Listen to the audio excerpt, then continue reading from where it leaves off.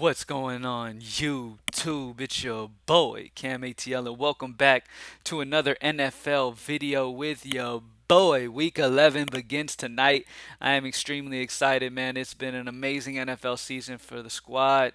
I'm just excited to continue keep it going, man. My Falcons play tonight. We're probably gonna lose, but hey, it's all good. It's just trying to stay positive. We do have some stuff to go over here, and I'm feeling really good about this showdown already. I'm excited to get into it. So, without further ado, I'm not going to keep up too much of your time. Drop a like down below, comment anything in the comment section, and subscribe to the channel if you haven't already. Let's get straight into it. First and foremost, let's talk about Cordero Patterson. So, here's the situation with Cordero Patterson. He has an ankle sprain. It was originally reported that he was going to miss multiple weeks. But there's news coming out that maybe he's got a chance. They're saying they're treating him as a game time decision. Now, I'm leaning towards him missing. You got to understand. He tweaked his ankle and it looked like a multiple week issue. And then all of a sudden, they're turning it around right around on till Thursday. Not many days to recover. Hasn't really practiced. So I'm thinking that he's probably going to miss. So that's how I'm going to be preparing until I get final news with him. But I'm preparing as if Patterson misses. No need for them to force this. Look, it's a quick turnaround game. Just take it easy and be cool. Now, multiple ways at captain you can go because of this. That really, really, really, really, really makes me love Mike Davis here. Really makes me love Mike Davis with Cordero Patterson out.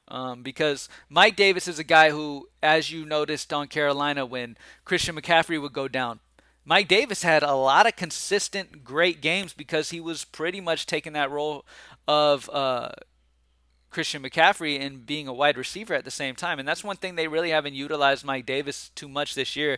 And it's very disappointing because they should. But he's a great pass catching running back. Him and Patterson both. And they're just not they're utilizing Mike Davis as a between the tackles guy, and then they're using Cordero Patterson as a receiving back when in general Mike Davis can be used as both as well. So Mike Davis is a guy that is definitely interesting to me, and honestly, my gut really likes him at the captain spot tonight because, like I said, with Patterson off the field,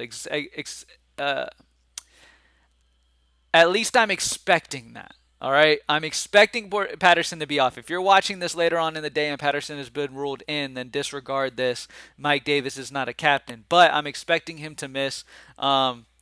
Because it is a short turnaround week.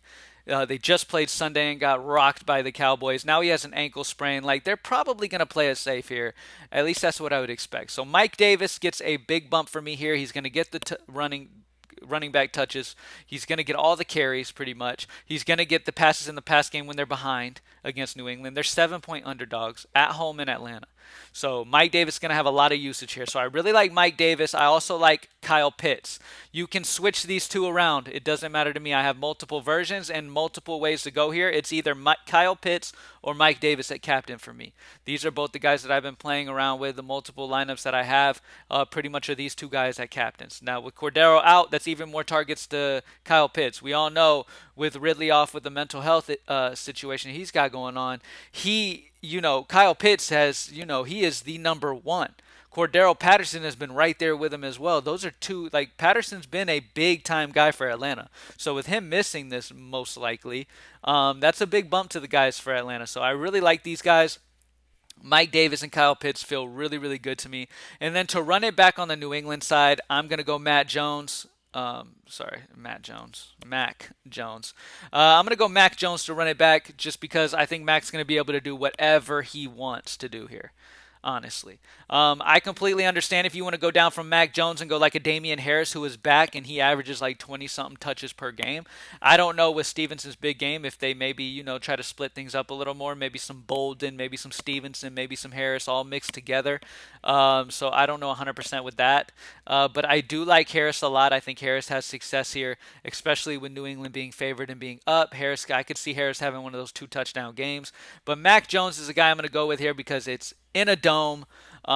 At the end of the day, Atlanta are 7-point underdogs, but I'm expecting a little bit more fight out of Atlanta this week than we saw on Sunday, and maybe keep this game fairly close enough to where things is pretty shootout type of game. But this could get out of hand. There is that situation as well that could possibly happen. But yeah.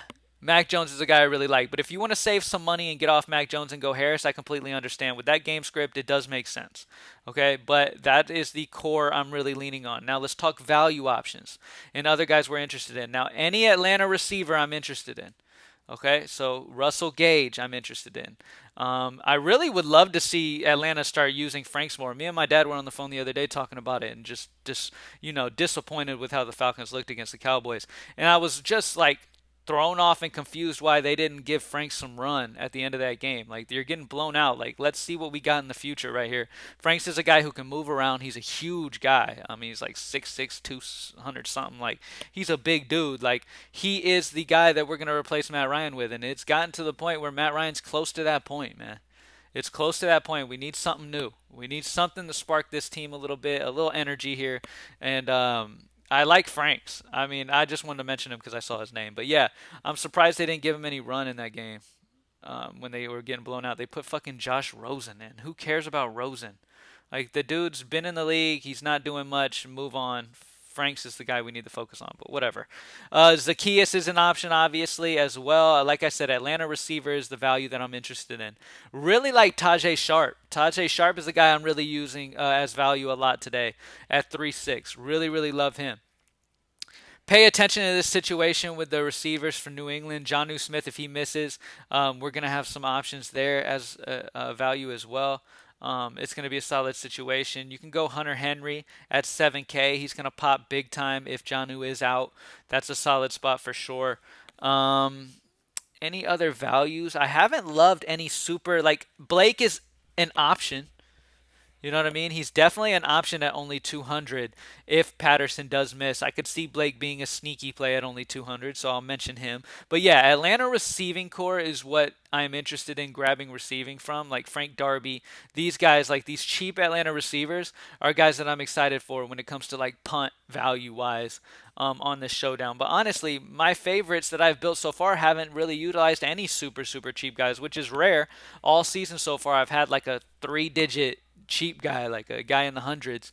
So far today, I haven't really had much of that, but we'll see. Mainly because Mike Davis is such a stud if Patterson is out and super cheap uh, this week. So I really like this spot for those guys, man. And like I said, the main core guys, obviously, I like Matt Ryan. I like Harris a lot today. Harris really sticks out to me with him being back. I wonder if he's going to be limited in any way. He doesn't carry an injury designation, and it was a concussion, so he's 100% go. He's fine. Harris is a guy that I'm really interested in a favored spot for New England that I didn't get in the high five, but I really like him. But Mike Davis, Kyle Pitts, and Mac Jones, Pitts and Davis are going to be the focal point for Atlanta here with if Patterson does miss. Like I said, it's a big deal. If Patterson plays, he's gonna have you're gonna have some interest in him on the slate. But with him having this ankle issue, even if he plays, he's probably gonna be limited. So I actually take that back. Never mind. Even if Patterson plays, I don't like him. So I'm really hoping they just sit him because I'm not gonna play him regardless. You know what I mean? If he plays, then that ankle injury with it quick turnaround, I wouldn't be surprised to see a huge snap reduction. So that's about it, y'all. Thank you guys for joining me as always. Good luck on this showdown slate, man. Feeling really good about it, excited about it. Start week 11 off the way that we ended week 10, which was another amazing week. So let's get it. Greenlightdfs.com, join the squad, and I'm out. Peace.